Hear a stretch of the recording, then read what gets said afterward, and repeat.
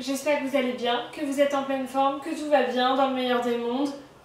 Aujourd'hui, je vous retrouve dans une vidéo un peu particulière. Je vous en ai parlé dans ma dernière vidéo qui date d'il y a 2 semaines si je ne me trompe pas. Je vous ai pas mal parlé de l'écho dans cette vidéo et je vous ai proposé cette idée vidéo que je fais aujourd'hui qui va être très longue. Donc prenez un thé, prenez un truc, asseyez-vous, installez-vous.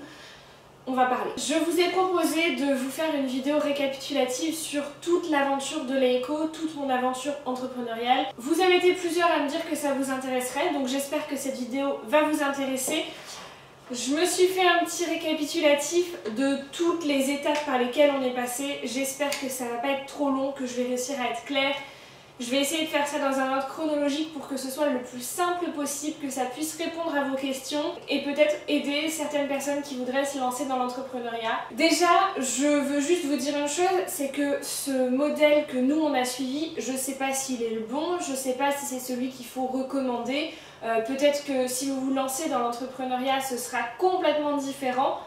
Mais voilà, c'est notre histoire, c'est ce que nous on a traversé. Déjà, première chose, pour ceux qui débarquent et qui sont en train de se dire de quoi elle parle, je suis directrice générale d'une entreprise qui s'appelle l'Eco. Donc je vais vous expliquer au fur et à mesure dans cette vidéo ce que c'est et ce qu'on propose. On est 2 associés, donc Arthur, mon conjoint et moi-même. Et voilà, ça c'est pour le début. Et puis de toute façon, je vais vous expliquer au fur et à mesure. Je vous ramène un peu plus d'1 an en arrière, en janvier 2020. Il faut savoir qu'avec Arthur, on a tous les deux une âme d'entrepreneur. On a tous les deux la chance d'être dans des familles d'entrepreneurs, nos parents sont entrepreneurs. Peut-être que ça a joué sur tout ce processus, peut-être pas, honnêtement j'en sais rien. En tout cas, on avait tous les deux cette envie de créer quelque chose. Moi j'étais déjà à mon compte depuis début 2015, donc ça fait 6 ans maintenant. Donc à la base c'était pour mon côté influenceuse, mais j'ai commencé entre temps à vendre d'autres choses avec, enfin bref, peu importe. Ça me plaisait, j'avais envie de développer ça et j'avais envie de...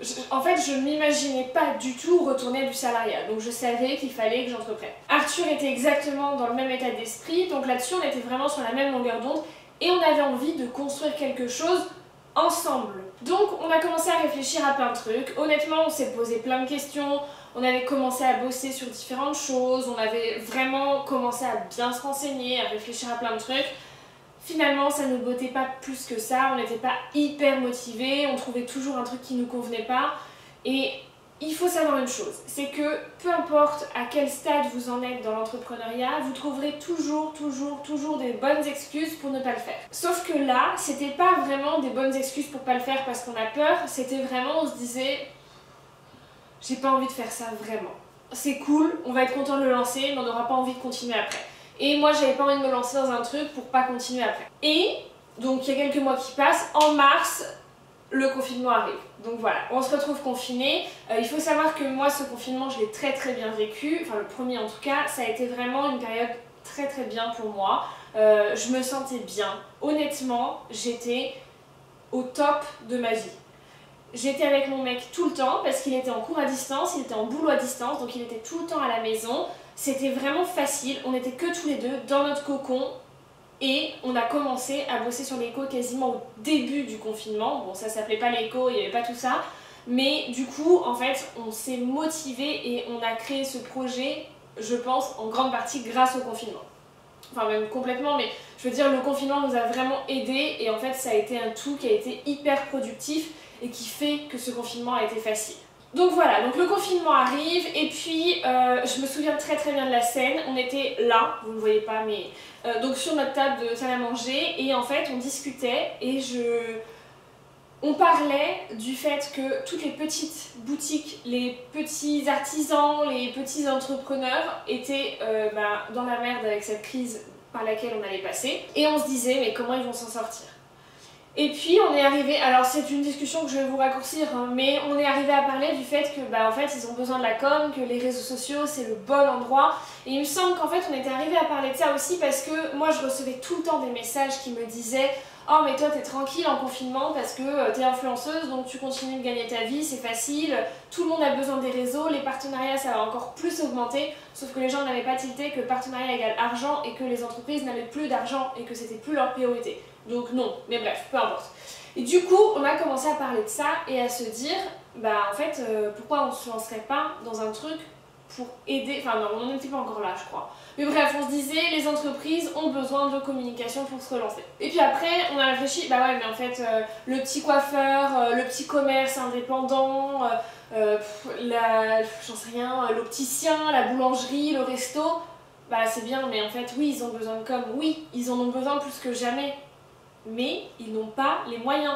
Ça coûte extrêmement cher la communication, ça coûte extrêmement cher de faire appel à une agence de com, ça coûte extrêmement cher de faire appel à des influenceurs. Alors, extrêmement cher, tout est relatif parce qu'évidemment, il y a un retour derrière. Mais en attendant, pour se lancer, c'est très très compliqué et la grande majorité des entreprises ne se lancent pas à cause de ça. Donc, on était toujours sur ce truc, bah ouais, ils en ont besoin, mais ils peuvent pas. Et en fait, quelques jours plus tard, alors ça c'est un truc auquel moi je réfléchissais déjà depuis un moment, mais je peux vous le dire maintenant parce que ça ne sortira jamais. En fait, j'avais réfléchi déjà à proposer un abonnement à vous, à mes abonnés, aux gens qui veulent l'avoir, quoi, avec en gros un système d'abonnement où toutes les semaines on reçoit par mail des informations, des conseils, un peu une mini formation, un mini coaching pour les réseaux sociaux. Je vendais déjà à ce moment-là, depuis plus d'1 an, des formations sur les réseaux sociaux. Donc j'ai des formations Instagram, des formations de blog, de référencement, etc. Et en fait, je voulais un petit peu compléter ça en proposant un abonnement. J'avais pas du tout fixé de prix, hein, dans ma tête, c'était pas clair du tout. Et je me disais, bah voilà, j'en sais rien, ça coûte 5 € par mois et tu reçois des conseils, des machins. Et je me disais que c'était cool. Bref. Je parle de ça encore une fois avec Arthur, c'était un sujet qu'on avait déjà abordé parce que j'y réfléchissais un petit peu mais j'étais pas sûre du truc. Et en fait, Arthur me dit, bah ouais mais tu te rappelles qu'on voulait faire un truc ensemble? Et là je lui dis, bah ouais mais enfin je suis d'accord, on le fait ensemble mais qu'est-ce que tu vas apporter? Pas dans le sens où il a rien à apporter, évidemment, il a des compétences en com que j'ai pas du tout, enfin on est vraiment très complémentaires là-dessus, mais c'était plus le côté, bah oui, mais si je m'adresse à ma communauté en faisant un truc que je fais déjà, toi, où est-ce que tu trouves ta place dans cette histoire? Et là, en fait, bon, je ne saurais pas vous dire comme ça, mais de fil en aiguille, on en est revenu à cette conversation qu'on avait eue sur, bah ouais, mais les entreprises ont besoin de nous. Et on a quand même tilté qu'un abonnement pas cher, où on fournit des conseils et du coaching, ça pouvait s'appliquer aussi à des entreprises. Et que là, on pouvait créer quelque chose de complètement différent et de beaucoup plus poussé qui pourrait vraiment avoir de la valeur et aider des entreprises. Donc là, on est parti dans nos délires, on s'est dit que c'était une idée géniale. Bon, on le pense toujours 1 an après, hein, rassurez-vous. Mais voilà, on s'est dit que c'était une idée géniale et qu'il fallait absolument qu'on se lance. Donc on était au mois de mars, fin mars peut-être. On était pendant le confinement en tout cas.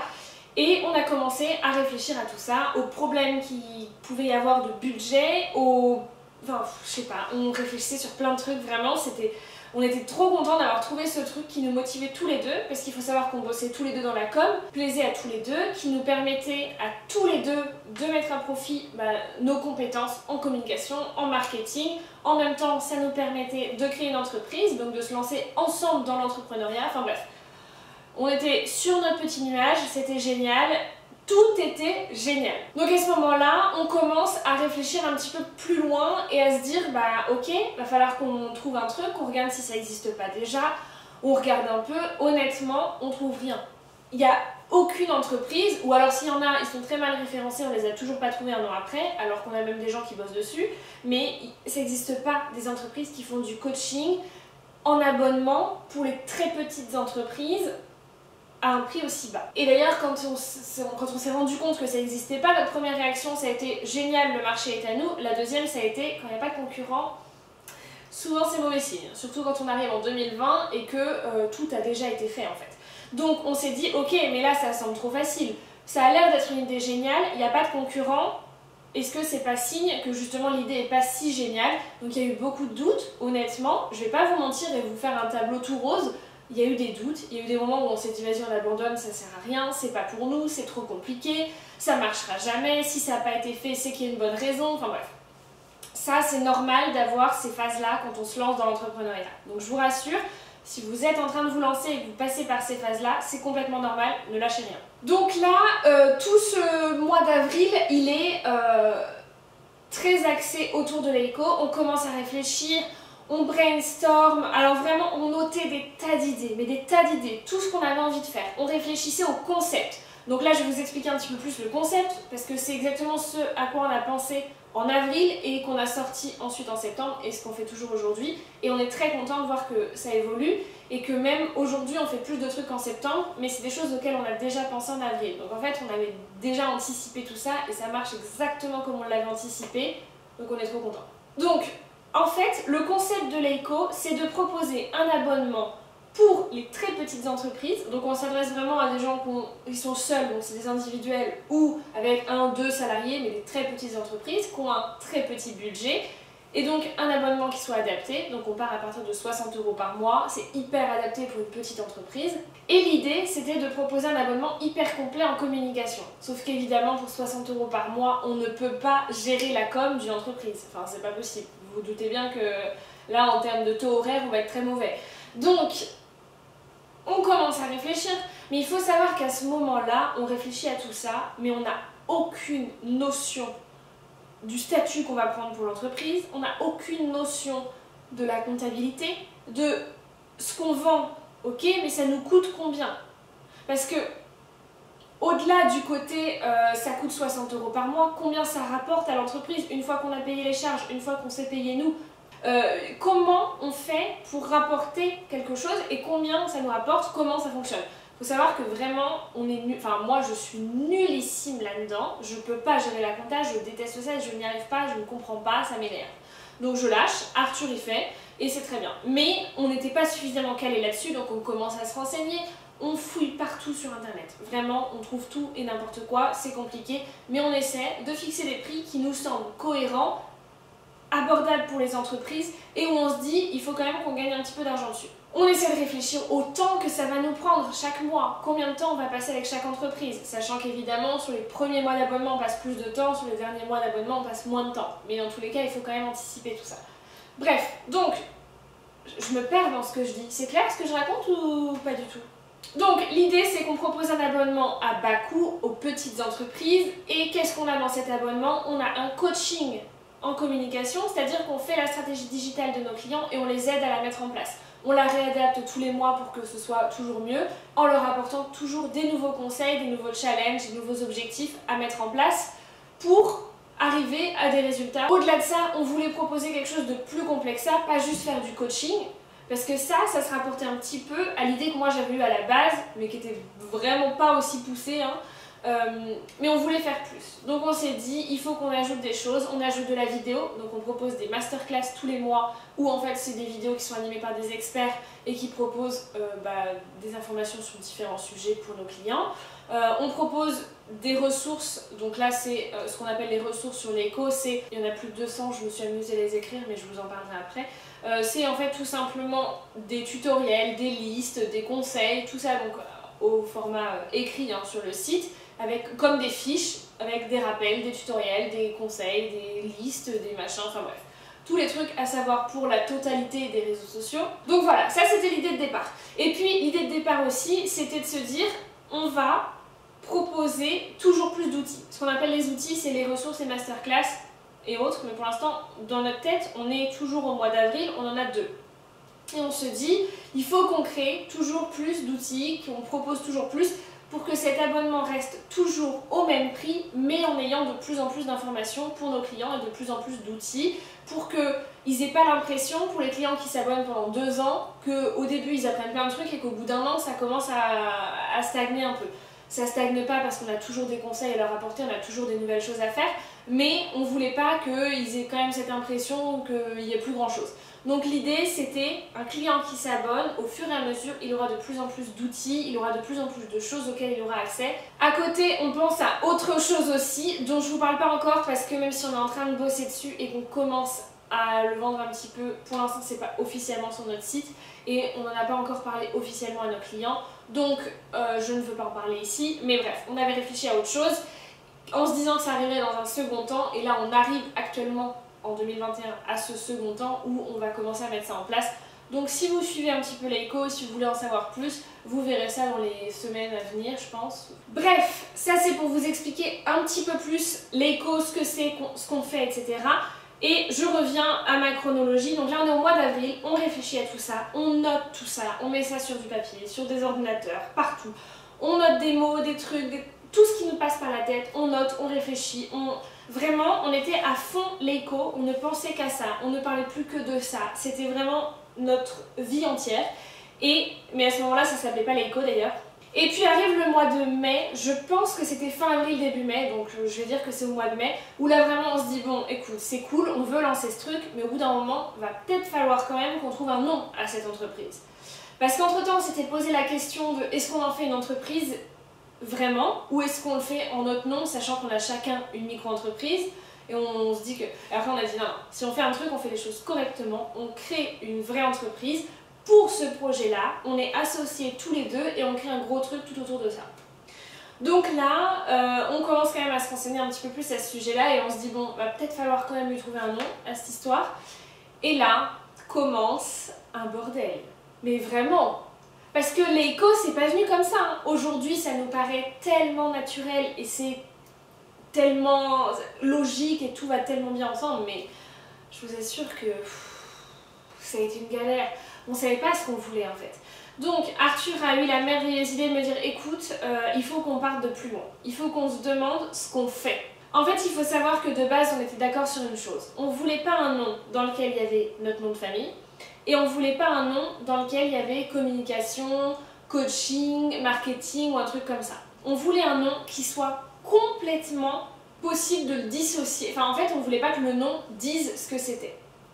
Parce que on se disait il faut que cette entreprise puisse grandir et que peut-être qu'un jour, on ne fera pas uniquement ça. Peut-être qu'un jour, dans cette entreprise, on voudra faire beaucoup plus. Au lieu de faire que de la com digitale, on voudra faire de la com aussi papier. Peut-être qu'on voudra... En fait, on n'en a aucune idée de ce qu'on fera peut-être un jour avec. Mais on voulait se laisser la possibilité, oui, on rêve grand, hein, on est des entrepreneurs dans notre tête, hein, on n'est pas là pour...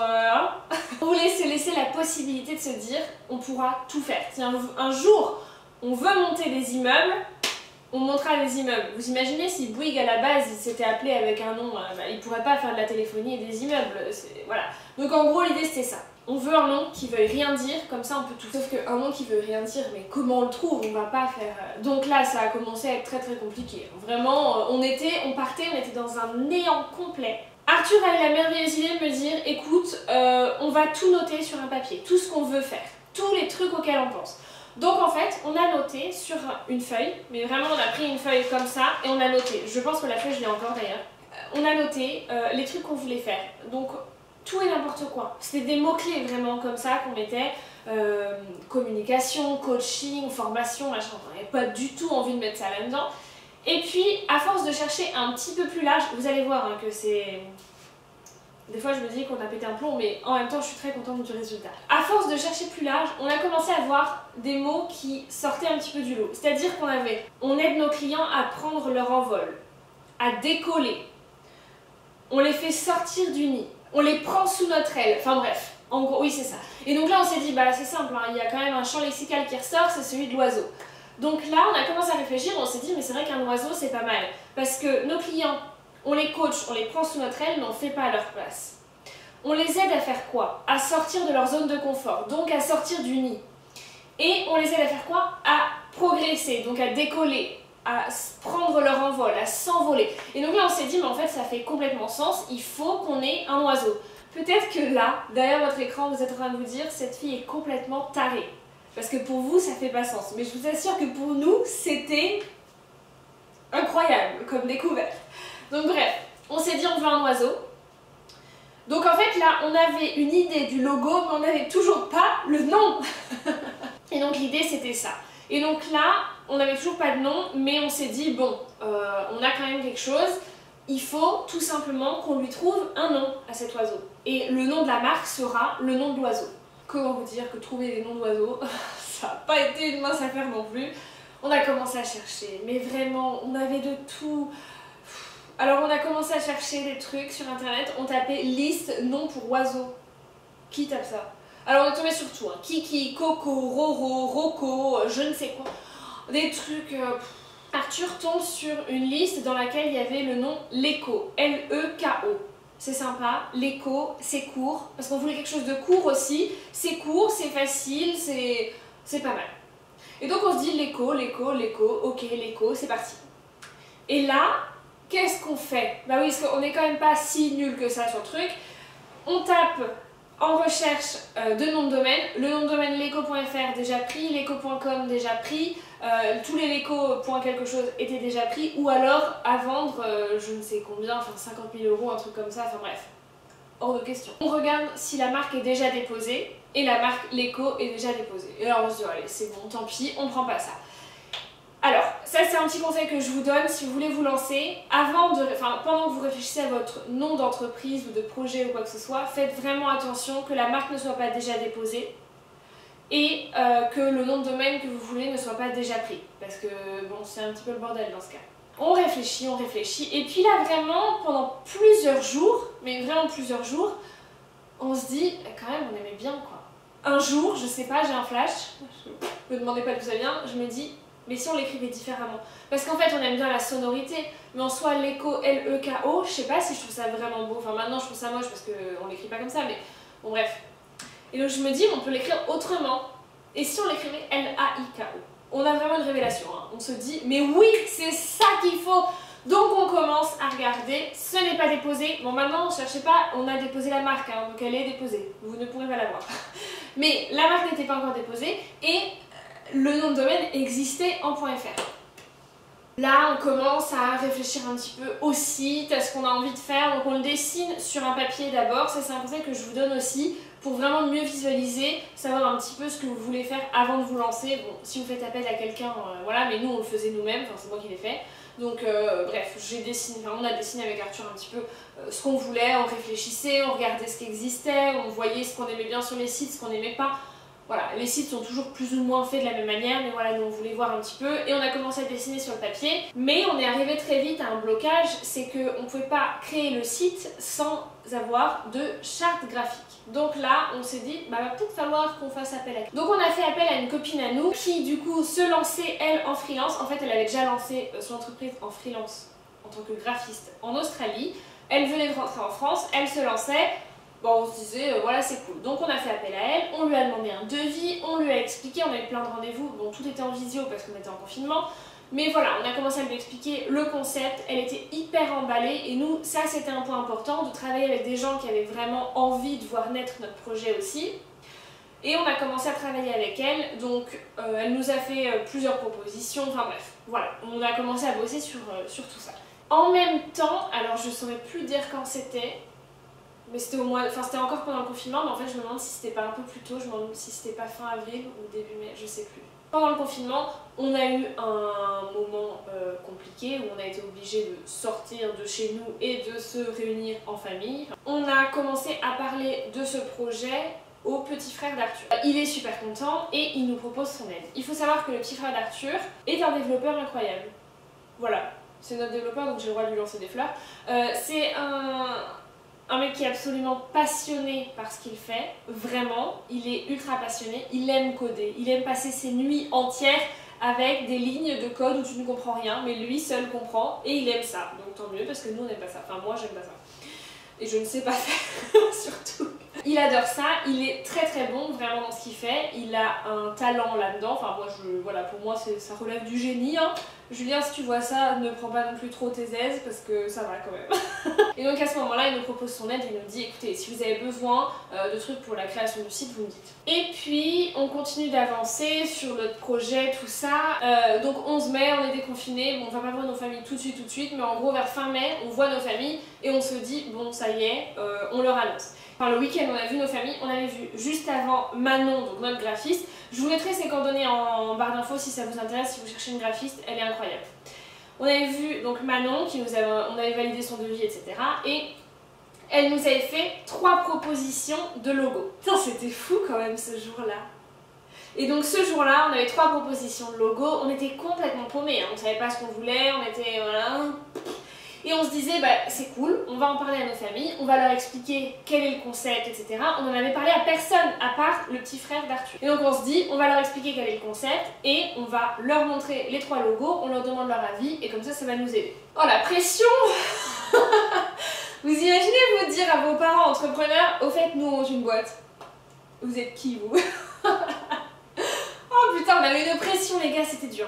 Mais bref, non franchement c'était génial, ça a été hyper bien accueilli. Dans notre entourage, tous les gens à qui on en a parlé ont super bien accueilli la chose, ont été hyper partants pour nous aider, nous ont proposé leur aide, leurs conseils, etc. Ceux qui n'avaient pas de conseils à nous apporter parce qu'ils connaissaient rien, nous ont juste dit bah c'est pas grave mais on vous soutient, on est là, on croit en votre truc.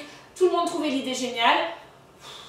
Quel soulagement, quel bonheur, c'était génial. On est arrivé quasiment tous, enfin quasiment la majorité des gens votaient pour un logo. Donc on était assez d'accord là-dessus, on a retravaillé. Alors il faut savoir qu'à la base le logo avait complètement une autre couleur, sauf que moi ça me convenait absolument pas. Donc on a redemandé à Manon, moi je lui ai dit écoute ça me va pas les couleurs et tout. Donc vraiment il y avait toute une réflexion, je vais vous passer parce que c'est très long, hein, mais toute une réflexion sur le logo, sur les couleurs, sur est-ce que ça nous plaisait ou pas, comment on faisait et tout. Et moi j'avais dit que cette couleur là me plaisait absolument pas. Enfin, c'est pas que ça me plaisait pas, mais j'imaginais pas notre petit Lego comme ça.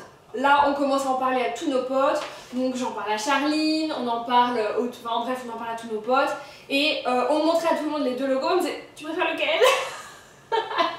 C'était une période, comment vous dire, on notait les voix, on en avait ex aequo à chaque fois. Il y en avait un qui disait « Je préfère celui-là », l'autre il préférait celui-là. Arthur en préférait un, moi je préférais l'autre. Enfin bref, c'était une galère. Et puis, alors moi je me dis bon, c'est pas grave, je vais commencer à faire des tests, un peu de posts pour les réseaux, etc. Je vais tester dans les deux couleurs et on verra. Et puis je crée un faux feed Instagram, et enfin moi il y en avait un vraiment qui me plaisait beaucoup plus et l'autre qui me plaisait beaucoup moins. Et en fait plus je regardais, plus celui-ci me plaisait, plus celui-ci me plaisait pas du tout. Et donc c'était compliqué. Et puis finalement on a fini par se mettre d'accord, donc on s'est mis d'accord sur celui que moi j'avais vu. Au final aujourd'hui je me dis mais heureusement, et même Arthur se dit ça et il se dit mais en fait l'autre ça allait pas du tout. Cette vidéo est déjà tellement longue et on n'a pas encore rédigé les statuts de l'entreprise. Avançons, donc là on commence à vraiment réfléchir. On commence à avoir la charte graphique, on dit à Manon, bon c'est bien, on valide la charte graphique, on est content, c'est ça qu'on veut, c'est parfait, machin. On voudrait des illustrations, on veut donner vie à notre petit Lego, donc elle nous crée d'autres illustrations, enfin bref. Entre temps, nous on a commencé quand même à se rapprocher aussi d'un avocat, parce que il est peut-être temps qu'on comprenne comment ça fonctionne et qu'on rédige les statuts d'entreprise et d'abord qu'on décide de quel statut on va choisir. Ce n'est pas une mince affaire. Donc moi je m'étais pas mal, enfin on s'était pas mal renseigné avec Arthur sur ce sujet-là, de qu'est-ce qu'on fait. Au début on était en grosse hésitation entre la SAS et la SARL. Parce qu'on s'était vraiment renseigné sur tous les statuts qui existent et c'était ces deux-là qui nous paraissaient les plus cohérents. Sauf qu'on savait pas lequel il fallait choisir. Donc on voit avec un avocat, on commence à en discuter, on lui explique tout, etc. Bref, il nous dit, bah comme vous voulez, SAS ou SARL. On en était déjà à ce point. Donc là, on se dit, bah ok, donc moi je lui demande, je dis mais c'est quoi la différence exactement? Quel est le... Comment est-ce qu'on... Pourquoi on en choisit un et pas l'autre? Donc là, je vais pas vous la faire parce que moi je suis pas avocate, hein, mais en gros, la différence, il y en a un où tu es salarié de l'entreprise et l'autre tu es non salarié. En gros, c'est ça si j'ai bien compris. Hein. Si j'ai pas compris, corrigez-moi dans les commentaires, ça me saoule cette histoire, je ne comprendrai jamais. En fait, on arrive au stade où moi je dis, bah ouais, bah alors moi de toute façon je suis déjà TNS puisque je suis en micro-entreprise, tu es déjà TNS. Donc TNS c'est travailleur non salarié, ça veut dire qu'en gros tu travailles. Mais tu n'es pas salarié de l'entreprise, tu peux quand même gagner de l'argent, enfin moi je gagne de l'argent, mais je ne suis pas salarié de ma micro-entreprise. Donc là je lui dis, je suis déjà TNS, donc est-ce qu'on peut être 2 fois TNS? Bah non. En fait, le statut de travailleur non salarié, donc TNS, on ne peut pas le cumuler. Donc soit tu es 1 fois, soit tu es 0 fois, mais tu n'es pas 2 fois. Ok, donc là, il me dit, bah du coup, il y a 2 options. Soit c'est la SAS, comme ça, tu peux être TNS pour ton entreprise à Bentomray et tu peux être gérante et tu seras salarié par la suite quand vous déciderez de vous mettre un salaire pour l'entreprise Lego. Ok? Et sinon l'autre option c'est quoi? Et bien l'autre option c'est la SARL, sauf que du coup tu seras TNS de la SARL, mais en fait tu prends ton entreprise à Bentomray et tu l'inclus dans la SARL. Là moi je fais un calcul rapide parce que je suis pas très bonne en maths, mais quand même. En micro-entreprise, on a 22% de charge. En entreprise classique, en SARL, SAS, tout ce que tu veux, tu es autour de 60% de charge. Comment te dire que là actuellement, j'enlève 22% à mon chiffre d'affaires, le reste c'est pour moi. Si j'enlève 60%, le reste c'est pour moi, il y en a beaucoup qui part à l'État et pas beaucoup pour moi. Donc ça m'intéresse pas. Faut penser à l'argent aussi quand même à un moment de ta vie. Donc là je dis bah non en fait, je vais pas enlever 60% et donner 60% à l'État alors que je peux leur donner que 22%, ce que je fais actuellement. Donc je reste en micro-entreprise et on crée une autre entreprise à côté. Donc, parce que sinon l'autre option c'était aussi de se dire bah est-ce que je suis pas associée, sauf qu'en fait Arthur comme moi on avait tous les deux envie d'être ensemble. Donc on décide de faire une SAS, on s'associe, bref, on écrit les statuts, enfin l'avocat rédige les statuts parce que nous on n'écrit rien du tout, on dit les trucs qu'on veut mettre dedans et c'est tout. Bref, il rédige tout ça et on prend contact avec une comptable, enfin un expert comptable, qui était très gentil, qui nous explique tout, qui nous blablabla, ok, super. On contacte les banques, parce que oui, non mais attendez, parce que vous avez cru qu'une fois que tu as le concept, clac clac clac, c'est parti, mais non, non, là, on entre dans le vif du sujet de l'entrepreneuriat. Installez-vous, prenez un deuxième thé, parce qu'à mon avis, vous avez fini le premier, ça fait 1 heure que je parle. Donc là, on contacte les banques, parce qu'en gros, alors je vais vous parler de la SAS parce que le reste je n'en sais rien. Je vous invite vraiment à vous faire accompagner. Pour moi, la meilleure chose que je puisse, enfin le meilleur conseil que je puisse vous donner, si vous voulez entreprendre, faites-vous accompagner. Entourez-vous de gens qui savent faire, dont c'est le métier et qui pourront vous aider. Il faut savoir une chose, pour moi la meilleure qualité d'un entrepreneur, c'est justement de savoir déléguer et de savoir se faire aider. Pourquoi? Parce qu'en fait on ne peut pas être bon partout. Donc quand on n'est pas bon partout, bah, si on essaie de tout faire, on se plante. Par contre, si on est bon dans un domaine et qu'on se concentre sur ce domaine et qu'on se fait aider pour les autres par des gens qui sont bons dans leur domaine, on arrive à créer quelque chose qui fonctionne. Donc faites-vous accompagner. Société par action simplifiée, en gros c'est simple. Tu choisis tes associés, tes machins, nous on est deux, hop, voilà, on prend chacun un temps, hop, voilà. Ensuite, il faut mettre de l'argent. En fait, il y a un capital d'entreprise. On n'est pas obligé de mettre du capital, mais nous, on avait fait le choix de mettre du capital. Donc, vous voulez mettre de l'argent. Je ne vais pas vous cacher les choses. De toute façon, c'est public sur Internet. L'Eco est une société au capital de 5 000 €. Donc, on a décidé de mettre 5 000 € pour la totalité. Donc, à nous deux. Ensuite, une fois que tu as choisi avec ton associé qui prend combien de parts, etc., bah, tu divises. S'il y en a un qui prend 50-50, bah, tu divises par deux. Si c'est 40-60, tu divises et tu prends, voilà, il y en a un qui met 40%, l'autre qui met 60% de l'argent. En gros, c'est ça, c'est aussi simple que ça. Le capital, c'est pas forcément financier, mais bref, ça, bon, je vais pas rentrer dans les détails, mais ça peut être aussi en matériel ou en biens, ou voilà, bref. Pourquoi je m'aventure dans ce truc d'expliquer des choses que moi-même, je ne suis pas du tout au point. Donc, on décide, nous, de mettre 5 000 €. Très bien, mais pour ça, il faut une banque. Et une banque d'entreprise. Alors, pas forcément une banque d'entreprise, mais en tout cas un compte professionnel d'entreprise. Il y a tout un truc, en gros, tu dois rédiger les statuts d'entreprise avec l'avocat, les donner à la banque et du coup tu peux créer le compte. Une fois que le compte est créé, tu peux verser le capital. Tu verses le capital, tu reçois un papier qui te dit que la banque a bien reçu ton argent et là tu peux faire valider les statuts, tu signes, tu envoies ça au greffe et ça fait la création d'entreprise. Donc en gros il y a tout un schmilblick où au début tu oscilles un petit peu entre l'avocat et les statuts et la banque et le compte. Bref, et une fois que l'entreprise est créée, l'argent que tu avais mis, en gros c'était sur un compte provisoire, il passe sur ton compte d'entreprise, là tu reçois ta carte d'entreprise, ton RIB, ton machin, ton truc. Donc, il y a tout ça. Entre-temps, l'avocat nous dit « Et votre entreprise, où est-ce qu'elle est domiciliée ?» Donc là, en fait, il faut trouver une adresse à l'entreprise. C'est un petit peu logique finalement. Mais donc tu dois donner une adresse à ton entreprise, sauf que nous, ici, on est en location. On n'est pas chez nous. Donc, tu as le droit de domicilier ton entreprise chez toi, même si tu es en location. Il faut un accord du propriétaire. Nous, on s'est dit, ouais, on va voir. Après, l'avocat nous a dit, je vous préviens juste d'un truc.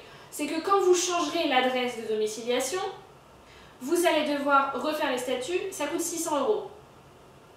Donc là, on s'est dit, ok, on n'a pas prévu de rester 15 ans dans cet appart. Donc, on va passer par ailleurs. Donc là, quelles sont les options qui s'offrent à nous? Donc là, on se dit, on n'a pas besoin de bureau, on va clairement pas prendre des bureaux juste pour ça, donc on regarde. Il y a des sociétés, en France, il y en a partout, hein, qui s'appellent des sociétés de domiciliation, qui sont là juste pour ça.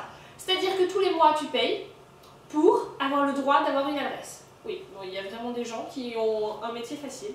je sais pas si c'est facile, mais en tout cas ils ont trouvé le bon filon parce que vraiment, voilà, tu payes. Nous on paye 40 balles par mois pour avoir le droit d'avoir une adresse. Bon, ils nous prennent notre courrier aussi, c'est toujours ça de prix.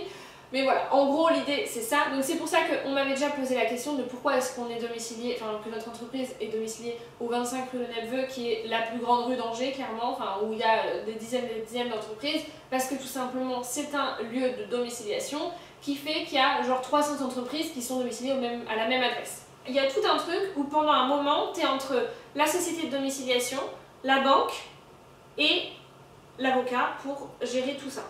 Entre temps, t'as la comptable de temps en temps qui dit coucou, vous faites quoi là? Et toi t'es là, oh putain, ça va être compliqué. Donc vraiment, c'est ce moment pour moi qui a été hyper difficile parce qu'il n'y avait pas vraiment de pression. Personne ne savait comment monter une boîte, c'était un secret d'État. Juste nos proches les plus proches et on le disait à personne. Donc c'était facile, mais c'était une pression monumentale parce qu'on se disait, mais genre là, est-ce que vraiment on n'est pas en train de faire une connerie? Est-ce que vraiment on va y arriver? Est-ce qu'on va pas perdre tout ça? Puis bon, après il y avait ce truc de bah c'est pas grave, au pire c'est 5000 €. Alors oui, il y en a qui vont se dire, mais moi 5000 € c'est énorme. Pour moi aussi, hein, rassurez-vous. Hein. Dans une vie, finalement, c'est pas si énorme et on se disait, bah ouais, mais si on veut vraiment faire quelque chose, il faut bien qu'on se lance. Donc, on s'est lancé. Voilà, le 25 juin 2020, nous signons les papiers. Nos statuts sont envoyés au greffe d'Angers et notre entreprise existe officiellement. Ça y est, l'éco est né. Donc là, l'éco est né, on commence à faire des frais dans tous les sens, on dépose la marque, on achète le nom de domaine parce qu'on attendait quand même, hein. On se disait... En fait, le truc, c'est qu'on attendait pour faire tous nos frais parce que même si on n'avait pas encore le compte de l'entreprise le jour où l'éco est né, on savait qu'on pouvait avancer de l'argent nous avec nos sous à nous. Donc on avait donné les 5000 € à la banque. On attendait de les avoir, enfin d'avoir accès. Mais en attendant, on pouvait continuer nous à dépenser nos sous pour utiliser cet argent pour faire des choses pour l'éco. Donc déposer la marque, acheter le nom de domaine, acheter les templates, les trucs dont on aurait besoin, enfin voilà, payer les gens qu'on avait à payer, enfin bref. Et en fait, on pouvait payer ça avec notre compte, mais pour se faire rembourser par l'éco, il fallait que ce soit acheté après que l'éco soit né. C'est logique. Donc à partir du 25 juin, on a pu tout acheter, le nom de domaine, le machin, les trucs, enfin bref, là on a fait chauffer la carte. L'éco nous a remboursé. Heureusement. Du coup, on a commencé à vraiment se lancer et là on a commencé à créer le site, à se faire plaisir, etc. Et on a commencé... Alors en fait, je sais pas quand c'est arrivé ce truc. Je me souviens pas. Il y a eu un moment où on a commencé à se dire il faut qu'on propose un truc supplémentaire à nos clients, un outil de statistique. Alors je sais pas si c'est arrivé parce que Arthur en a parlé avec son frère et qu'ils se sont dit qu'ensemble ils pouvaient coder ça et faire quelque chose, ou si à la base on en a parlé avec Arthur, il a essayé de coder, il s'est rendu compte que ça le saoulait et il a demandé de l'aide à son frère. Je sais pas trop dans quel sens ça s'est fait. Toujours est-il qu'au bout d'un certain temps, on a fait appel au petit frère d'Arthur pour lui demander de nous aider à coder certains trucs que moi je pouvais pas faire sur le site. Parce que moi, j'utilise WordPress, c'est mon meilleur ami, tout va bien. J'ai fait tout le site, toutes les pages simples. Donc genre sur les 350 pages, j'ai dû en faire 300. Et ensuite les trucs un peu plus compliqués où il fallait créer des algorithmes, il fallait tout coder vraiment. Là, on a fait appel à Julien, du coup, donc le petit frère d'Arthur, qui est notre développeur et qui nous aide toujours et qui continue de bosser sur les prochains trucs qui vont sortir. Donc il nous a créé cet outil de statistique. Sur notre site, nos clients peuvent se connecter à leurs réseaux sociaux, donc notamment Facebook, Instagram, et ils ont accès à leurs statistiques et ça leur permet de pouvoir les analyser et ça nous permet de pouvoir les analyser pour alimenter leur coaching. Donc pendant tous les mois de juillet-août, on est vraiment sur la finalisation de tout ce qui est graphique, enfin avec notre graphiste, donc toutes les petites illustrations, ces trucs-là. On travaille sur le site, mais vraiment on s'acharne sur le site. Je vous ai parlé tout à l'heure des ressources, sachez qu'il y en a plus de 200 que j'ai écrites toute seule. Ensuite, je fais toutes les pages une par une, donc 200 ressources égale plus de 200 pages rien que pour les ressources. Enfin bref, vraiment je m'éclate, je fais toutes les pages, voilà. En fait, vous ne pouvez pas vous rendre compte parce que sur le site, de manière publique, quand on n'est pas client, on a accès genre à 4 ou 5 pages, mais derrière, il y a un site de plus de 300 pages qui est assez long à créer. Voilà, donc là on avance, on arrive vers mi-août. Et là, vraiment, on commence à arriver au bout, l'outil de statistique est prêt, les trucs sont prêts, toutes les ressources sont écrites, les pages sont créées, le référencement est fait, les machins, enfin bref, je me suis bien amusée. Alors je dis je parce que tout simplement Arthur travaillait à ce moment-là, il avait repris le travail de manière physique, enfin en présentiel, donc du coup j'étais toute seule toute la journée et je bossais que là-dessus. Mais vraiment, je dis je aussi parce que c'est moi qui fais cette vidéo, donc c'est plus facile de vous dire ce que moi j'ai fait. Et surtout, j'ai pas forcément envie de parler en le nom d'Arthur, mais vous inquiétez pas, on est vraiment à 50-50 là-dessus et il bosse comme un acharné autant que moi, donc ne vous inquiétez pas là-dessus. Prépare aussi toute la stratégie de communication, le budget com, donc il faut savoir que tout ce qui est budget, etc., c'est Arthur qui gère, tout le côté administratif.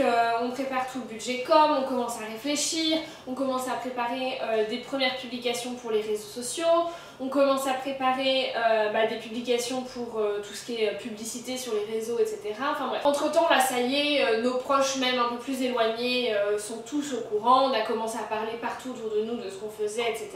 On est super contents. Et on se fixe comme objectif qu'au 1er septembre, ça sort. Alors ça, c'est un objectif qu'on avait quasiment depuis le début, qu'on a commencé à bosser dessus. Et là, on se disait, c'est bon, voilà, dernière ligne droite, vraiment on est mi-août, il nous reste 15 jours, il nous reste ça, on bosse, on donne tout. Et 1er septembre, ça sort. On avait oublié un détail.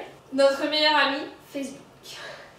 Donc, pourquoi je vous ai autant parlé des statistiques tout à l'heure? Pour cet outil de statistiques, il faut se connecter à Facebook. Donc, en fait, ce qu'on a créé, je vous explique avec mes mots, hein, s'il y a des développeurs parmi vous, s'il vous plaît, ne vous offusquez pas. En gros, Facebook propose une API. Une API, c'est en gros un code qui va, enfin, je sais pas si c'est un code, mais bref, c'est une entrée dans Facebook qui va permettre de pouvoir utiliser les données de Facebook, enfin les données qu'on a autorisées à utiliser, hein, mais voilà, pour différentes utilisations possibles. Nous, on a utilisé cette API Facebook pour créer ce qu'on appelle une application Facebook qui s'appelle Statistiques pour l'éco. Une application donc qui demande à nos clients l'accès à leurs statistiques sur Facebook et sur Instagram.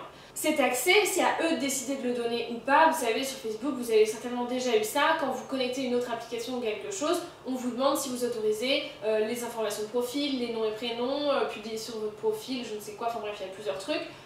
Vous pouvez sélectionner, voilà, et donc voilà, nous on demande quelques informations à nos clients pour avoir l'accès à ces statistiques et pour pouvoir leur proposer cet outil. Notre développeur a vachement bien bossé sur le truc, tout va bien, tout est prêt, on est content, c'est nickel.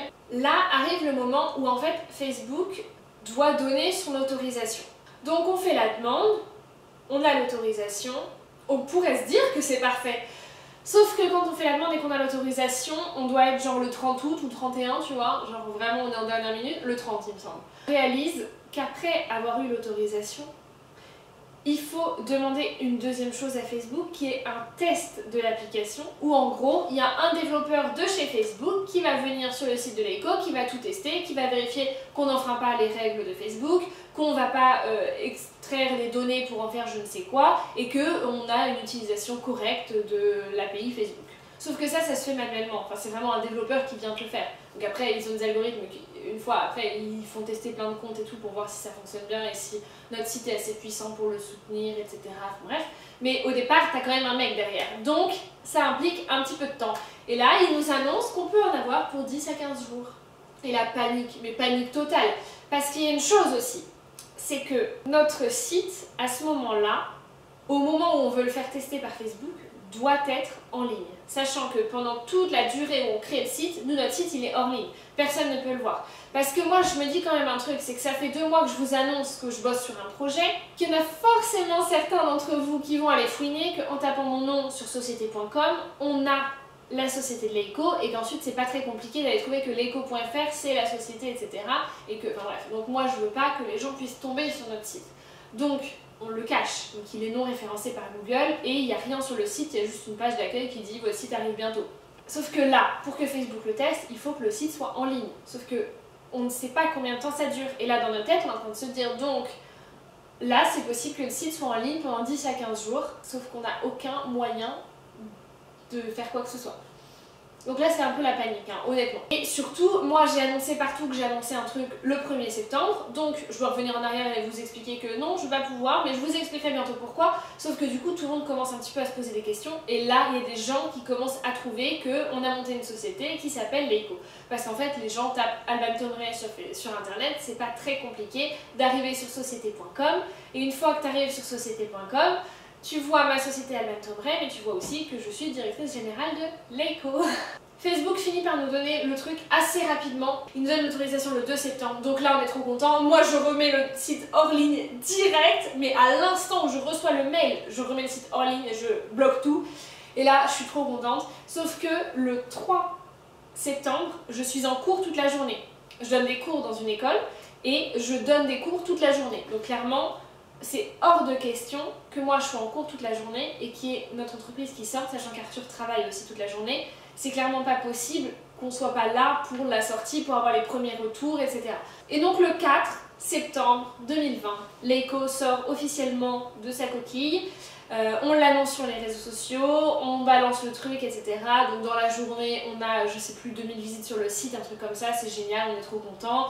On a plein de gens qui s'abonnent aux réseaux sociaux de Layco, on a plein de bons retours, vraiment que des retours ultra positifs, mais vraiment, c'est absolument incroyable comme on n'a jamais, absolument jamais eu un seul retour négatif sur Layco. Tout le monde a toujours trouvé que le projet était génial, qu'il valait le coup de se lancer, que c'était cool, tout le monde nous a soutenus, tout le monde a cru en nous, et ça vraiment, c'était incroyable.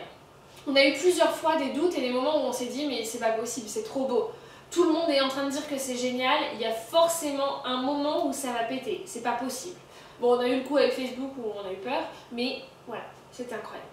Donc Layco est sorti, quelques jours après on a eu nos premiers clients et ça a commencé et ça a continué pour devenir ce bel oiseau qui est en train de s'envoler et qui vole très haut, qui fait des trucs incroyables.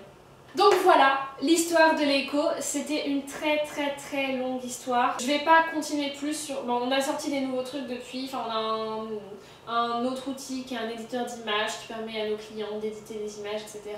On est en train de bosser sur les prochains outils, on bosse sur d'autres choses, enfin bref, on est super contents, vraiment. On a de très bons retours de nos clients. Ah putain, quel bonheur. Vraiment, on est ravis de ce projet de Layco, on est super fiers, tous les deux. Je dis on parce que vraiment on est deux dans ce projet et qu'on est d'accord là-dessus. Et c'est vraiment beaucoup de travail, mais tellement de plaisir et tellement de fierté. Donc voilà, c'était la fabuleuse histoire de mon petit Layco. Je vais arrêter cette vidéo ici. Si vous avez des questions, n'hésitez pas en commentaire, je vous répondrai. Ou pourquoi pas, même si vous en avez beaucoup, refaire une autre vidéo un peu FAQ sur Layco, vraiment en donnant encore plus d'infos. Là, je pense que c'était déjà très long. J'ai donné un maximum d'infos. Si vous avez envie de vous lancer, lancez-vous. J'espère que ça vous donnera envie, que ça vous montrera qu'on en est tous capables et que tout est possible. Croyez en vous et passez au-delà de vos peurs et de vos doutes, parce que c'est normal de passer par là, mais il faut réussir à aller au-delà. Vous en êtes capable, vous êtes capable de faire des choses absolument extraordinaires et j'ai hâte que vous me racontiez aussi vos projets, donc n'hésitez pas, racontez-moi tout ça en commentaire. Je vous fais de gros bisous, je vous remercie d'avoir regardé cette vidéo, j'espère que c'était pas trop long et que c'était quand même intéressant. Je vous fais des gros bisous et je vous dis à bientôt. Ciao!